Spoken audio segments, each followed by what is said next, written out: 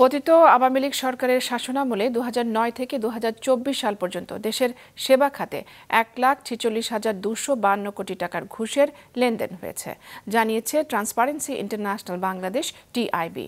আর 2023 সালে ঘুষ লেনদেনের পরিমাণ 10,902 কোটি টাকা। ওই বছর সবচেয়ে বেশি মানুষকে ঘুষ দিতে হয়েছে পাসপোর্ট পেতে। সেবা খাতে দুর্নীতি নিয়ে টিআইবির জাতীয় খানা জরিপে এই তথ্য উঠে এসেছে। সকালে রাজধানীতে সংবাদ সম্মেলন করে জরিপের ফলাফল প্রকাশ করা হয়। টিআইবির নির্বাহী পরিচালক ইফতেখারুজ্জামান জানান, জরিপে দেখা গেছে 70% বেশি পরিবার দুর্নীতির শিকার হয়েছেন। গড়ে প্রতি পরিবারকে ঘুষ দিতে হয়েছে 5,680 টাকা।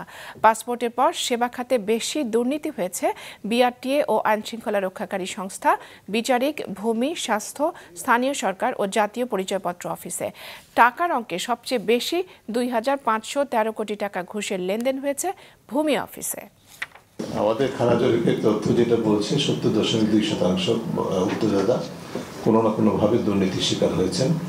যারা ঘুষ দিতে বাধ্য হয়েছেন বাংলাদেশে 2009 থেকে 2024 পর্যন্ত, 24 এপ্রিল পর্যন্ত সেবা খাতে যে দুর্নীতি হয়েছে, ঘুষ লেনদেন হয়েছে বা সেবা গ্রহীতারা যে অর্থ ঘুষ হিসাবে দিতে বাধ্য হয়েছেন তার পরিমাণ হয়েছে প্রাক্কলিত পরিমাণ 1,46,252 কোটি টাকা।